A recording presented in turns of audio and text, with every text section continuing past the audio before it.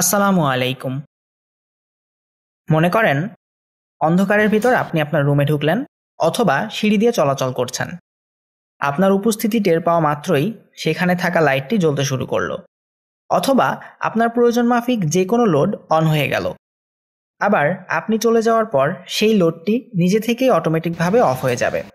ঠিক যেমন বড় বড় শপিং মলের গেটের সামনে যাওয়া মাত্রই গেট অটোমেটিকভাবে খুলে যায়, আবার মানুষ চলে যাওয়ার পর গেট অটোমেটিকভাবে বন্ধ হয়ে যায়। আজকের ভিডিওতে আমি পিআইআর মোশন সেন্সর ব্যবহার করে এই অটোমেটিক সিস্টেমটা তৈরি করে দেখাবো এবং পিআইআর সেন্সর সম্পর্কে একদম A to Z বিস্তারিত আলোচনা করব। পিআইআর সেন্সর কি, পিআইআর সেন্সর কিভাবে কাজ করে, কিভাবে পিআইআর সেন্সর ব্যবহার করে একটি সার্কিট তৈরি করতে হয় ইত্যাদি প্রত্যেকটা বিষয় নিয়ে একদম A to Z আলোচনা করব এই ভিডিওতে, যেন এই ভিডিও দেখেই আপনি নিজের মতো করে এই ধরনের একটা সার্কিট তৈরি করতে পারেন। এছাড়াও এই সার্কিটের মধ্যে কি কি কম্পোনেন্ট ব্যবহার হয়েছে, কোন কম্পোনেন্ট কেন ব্যবহার হয়েছে ইত্যাদি সকল বিষয়ে বিস্তারিত আলোচনা করব আজকের ভিডিওতে। হ্যালো ভিউয়ার্স, আমি মোহাম্মদ তারিকুল ইসলাম রিয়ন এবং আপনারা দেখছেন ইঞ্জিনিয়ারিং টেকনোলজি। তো চলুন ভিডিওটি শুরু করা যাক। পিআইআর মোশন সেন্সর, যার পূর্ণরূপ হচ্ছে প্যাসিভ ইনফ্রারেড মোশন সেন্সর। মূল সার্কিটে যাওয়ার আগে আমরা একটু এই সেন্সরটা সম্পর্কে বিস্তারিত জেনে নিব, তাহলে এই সেন্সর নিয়ে কাজ করতে বা সার্কিট বানাতে অনেক সুবিধা হবে। আমার হাতে যে কম্পোনেন্টটা দেখতে পাচ্ছেন এটাকেই মূলত সবাই পিআইআর সেন্সর বলে, কিন্তু এই পুরো অংশটার নাম আসলে পিআইআর সেন্সর না। এই পুরো অংশটাকে বলা হয় পিআইআর সেন্সর মডিউল, আর এই মডিউলের ভেতরে থাকা ছোট্ট এই অংশটার নাম হচ্ছে পিআইআর সেন্সর। এই পিআইআর সেন্সর মূলত পাইরোইলেকট্রিক ম্যাটেরিয়াল দ্বারা তৈরি। পিআইআর সেন্সরের 3টি টার্মিনাল থাকে, একটা পজিটিভ, একটা নেগেটিভ আর মাঝেরটা আউটপুট। সামনের এই অংশটাকে উইন্ডো বলে। উইন্ডোটাকে খুলে ফেললে ভেতরে এই রকমের 2টা আইআর সেন্সর ইলেকট্রোড দেখা যায়। যখন 2টা ইলেকট্রোডের সামনেই সেম টেম্পারেচার থাকে তখন ইলেকট্রোডগুলো সাম্য অবস্থায় থাকে, যার ফলে কোনো আউটপুট পাওয়া যায় না। কিন্তু যখন মানুষ বা কোনো প্রাণী কোনো ইলেকট্রোডের সামনে আসে তখন 2 ইলেকট্রোডের মধ্যে একটা পার্থক্য তৈরি হয়, যার ফলে প্রথম ইলেকট্রোড একটা পজিটিভ ভোল্টেজ তৈরি করে এবং বস্তুটি যখন দ্বিতীয় ইলেকট্রোডের সামনে আসে তখন দ্বিতীয় ইলেকট্রোড একটা নেগেটিভ ভোল্টেজ তৈরি করে। এরপর এই সিগন্যালটাকে পাঠানো হয় এই আইসির কাছে এবং আইসি এই সিগন্যালকে প্রসেস করে পজিটিভ 3.3 ভোল্টের একটা ডিজিটাল আউটপুট দেয়, যা আমরা এই মডিউলের আউটপুট হিসাবে পেয়ে থাকি। বলার সুবিধার্থে আমি এই পুরো মডিউলটাকে পিআইআর সেন্সর বলবো। পিআইআর সেন্সরের 3টি টার্মিনাল থাকে, একটা ভিসিসি, এখানে পাওয়ার সাপ্লাইয়ের পজিটিভ টার্মিনাল কানেক্ট করতে হয়। মাঝেরটা আউটপুট, এখানে হাই অবস্থায় 3.3 ভোল্টেজ পাওয়া যায় এবং লো অবস্থায় 0 ভোল্টেজ পাওয়া যায়। আর এই পাশেরটা গ্রাউন্ড, এখানে সাপ্লাইয়ের নেগেটিভ কানেক্ট করতে হয়। এই সার্কিটটি 3.3 ভোল্ট ডিসিতে কাজ করে, কিন্তু এর ইনপুটে 5 থেকে 20 ভোল্টের মধ্যে যে কোনো ভোল্টেজ দেওয়া যায়, কারণ এখানে একটা 3.3 ভোল্টের ভোল্টেজ রেগুলেটর বসানো থাকে। তবে আপনারা 5 থেকে 12 ভোল্টের মধ্যে সাপ্লাই দেওয়ার চেষ্টা করবেন, কারণ এর বেশি হলে এই ভোল্টেজ রেগুলেটর আইসিটি গরম হয়ে নষ্ট হয়ে যেতে পারে। সবচেয়ে ভালো হয় 5 ভোল্ট সাপ্লাই দিলে। প্রত্যেকটি উষ্ণ রক্তের প্রাণীর দেহ গরম থাকে, আর গরম কোনো অবজেক্ট ইনফ্রারেড রশ্মি রেডিয়েট করে। পিআইআর সেন্সর মূলত এই রেডিয়েটেড ইনফ্রারেড রে শনাক্ত করতে পারে। তাই আমরা যখন পিআইআর সেন্সরের সামনে দাঁড়াই তখন আমাদের দেহ থেকে ইনফ্রারেড রে পিআইআর সেন্সরে গিয়ে পড়ে, তখন পিআইআর সেন্সর একটা আউটপুট দেয়। মানুষ ছাড়াও অন্যান্য যে কোনো উষ্ণ রক্তের প্রাণীর মুভমেন্ট পিআইআর সেন্সর ডিটেক্ট করতে পারে। এই সেন্সরের স্পেসিফিকেশনে এর সর্বোচ্চ ডিটেকশন রেঞ্জ 7 মিটার দেওয়া থাকলেও আমি সর্বোচ্চ 6.5 মিটার পেয়েছি। এই সেন্সরের ডিটেকশন অ্যাঙ্গেল 120 ডিগ্রি, তবে বাস্তবে একটু কম পাওয়া যায়। যাই হোক, ডিটেকশন রেঞ্জ আর ডিটেকশন অ্যাঙ্গেলের ভেতর মানুষ বা কোনো প্রাণী নড়াচড়া করলে সেন্সর 3.3 ভোল্ট আউটপুট দেয়। এই রেঞ্জের বাইরে কোনো অবজেক্টকে সেন্সর ডিটেক্ট করতে পারে না। পিআইআর সেন্সরের রেঞ্জের মধ্যে আসার সাথে সাথে এটা একটা আউটপুট দেয়, কিন্তু যদি স্থির হয়ে দাঁড়িয়ে থাকা যায় বা বস্তুটি নড়াচড়া না করে তাহলে সেন্সর আর ডিটেক্ট করতে পারে না। এই অবস্থায় আবার নড়াচড়া করলে সেন্সর আবার ডিটেক্ট করতে পারে। যেহেতু এটা কোনো তাপীয় বস্তুর নড়াচড়াকে ডিটেক্ট করতে পারে, সেজন্য এটাকে মোশন ডিটেক্টরও বলা হয়। পিআইআর সেন্সর কতদূর কভার করতে পারবে তা এই ভ্যারিয়েবল রেজিস্টার ঘুরিয়ে কম বেশি করা যায়। এটাকে ক্লকওয়াইজ ঘোরালে পিআইআর সেন্সরের সেন্সিটিভিটি বাড়ে, আর অ্যান্টি ক্লকওয়াইজ ঘোরালে সেন্সিটিভিটি কমে। পিআইআর সেন্সরের সামনে কোনো কিছু মুভ করলে সেন্সর একটা আউটপুট দেয় এবং একটা নির্দিষ্ট সময় পর আউটপুট অফ হয়ে যায়। আউটপুট কতক্ষণ হাই থাকবে তা নির্ভর করে এই ভ্যারিয়েবল রেজিস্টারের উপর। এটাকে ক্লকওয়াইজ ঘোরালে আউটপুট বেশি সময় জ্বলে থাকবে, আর অ্যান্টি ক্লকওয়াইজ ঘোরালে আউটপুট অল্প সময় জ্বলে থাকবে। আমি সর্বোচ্চ 3 মিনিট 33 সেকেন্ড এবং সর্বনিম্ন 3.9 সেকেন্ডের টাইম ডিলে পেয়েছি। মডিউল ভেদে এই ভ্যারিয়েবলগুলো একটু কম বেশি হতে পারে।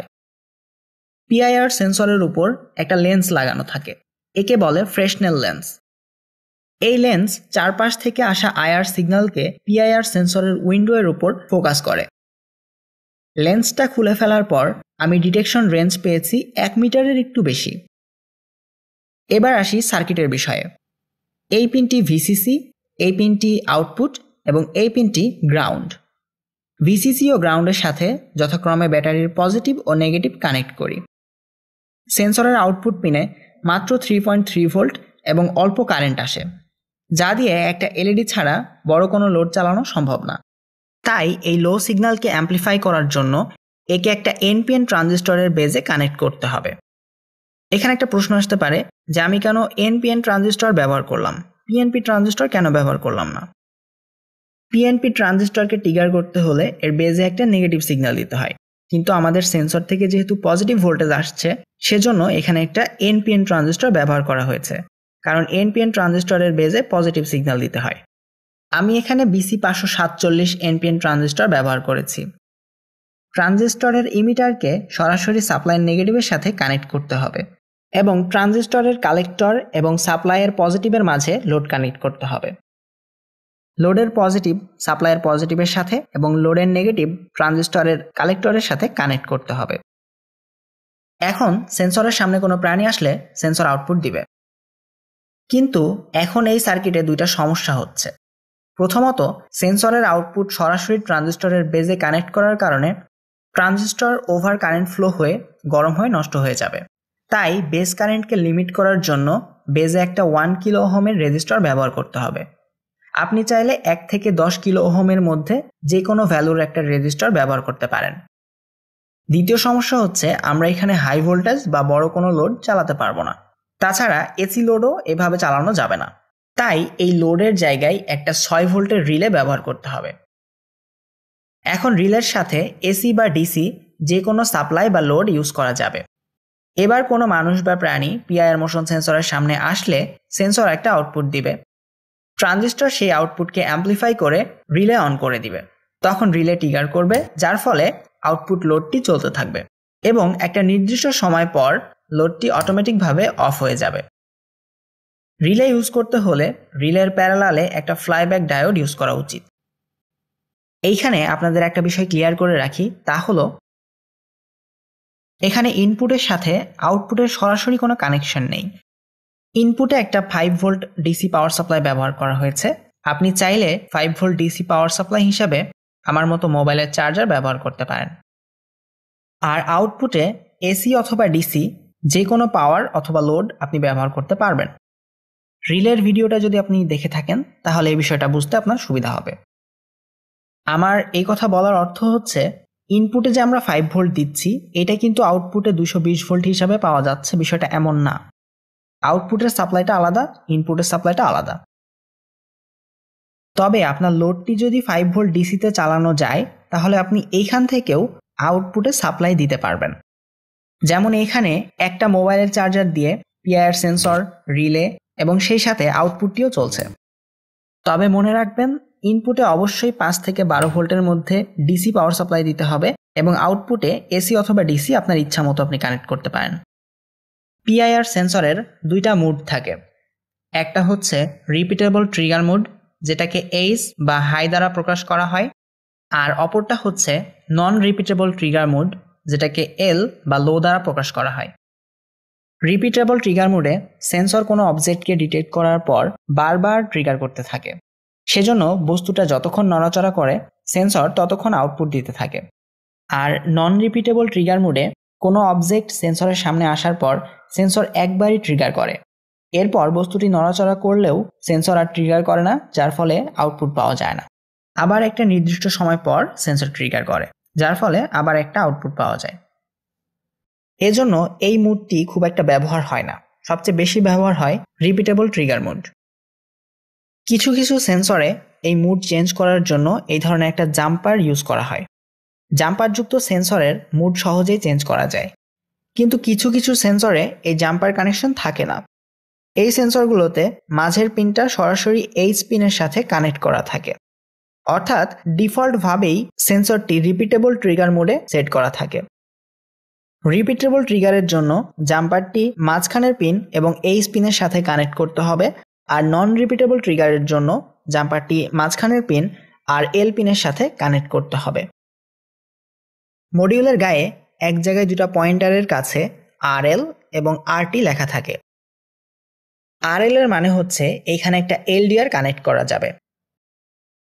যদি এখানে একটা LDR কানেক্ট করা হয় তাহলে এই সেন্সরটি শুধুমাত্র রাতে কাজ করবে।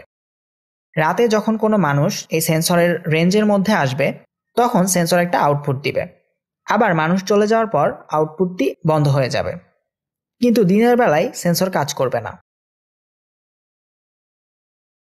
RT এর মানে হচ্ছে এখানে একটা থার্মিস্টর কানেক্ট করা যাবে। যে জায়গায় তাপমাত্রা অনেক বেশি সেখানে PIR সেন্সর ফলস ট্রিগার করতে পারে। এই ফলস ট্রিগারকে কমানোর জন্য এখানে একটা থার্মিস্টর ইউজ করা যাবে। PIR মোশন সেন্সর শুধু মানুষ বা অন্য কোনো প্রাণীর মুভমেন্ট শনাক্ত ছাড়াও এটা যে কোনো গরম বস্তুর মুভমেন্ট শনাক্ত করতে পারে, কারণ যে কোনো গরম বস্তু থেকে ইনফ্রারেড রে বিকিরণ হয়। যেমন আমি যখন এই ঠান্ডা তাতালটি সেন্সরের সামনে মুভ করাচ্ছি তখন সেন্সর অ্যাক্টিভ হচ্ছে না, কিন্তু তাতালটি কিছুক্ষণ গরম করার পর সেন্সরের সামনে মুভ করার সাথে সাথে সেন্সর অ্যাক্টিভ হয়ে যাচ্ছে। তাতালটি যতক্ষণ মুভ করানো হয়েছে সেন্সরটি ততক্ষণ অ্যাক্টিভ ছিল। PIR সেন্সরকে আরডিনো এর সাথে ইউজ করা যায়, কিন্তু তার প্রয়োজন হয় না, কারণ এই মডিউলের মাধ্যমেই টাইম এবং ডিস্টেন্স কন্ট্রোল করা যায়। PIR সেন্সর আউটডোরে সূর্যের তাপের কারণে ঠিকঠাক কাজ নাও করতে পারে, একে ইনডোরে ইউজ করাই বেটার।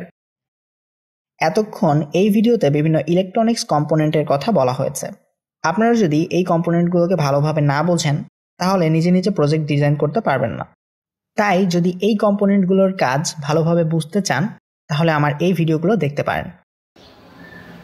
ভিডিওটি যদি আপনার কাছে ভালো লেগে থাকে তাহলে অবশ্যই একটা লাইক, কমেন্ট এবং চ্যানেলটি সাবস্ক্রাইব করে পাশে থাকা বেল আইকনটি অল করে দিন, যেন পরবর্তীতে আমরা আপলোড করা প্রত্যেকটা ভিডিও সবার আগে আপনার কাছে পৌঁছে যায়। আজকের মতো এই পর্যন্তই। সবাই ভালো থাকবেন, সুস্থ থাকবেন। আল্লাহ হাফেজ।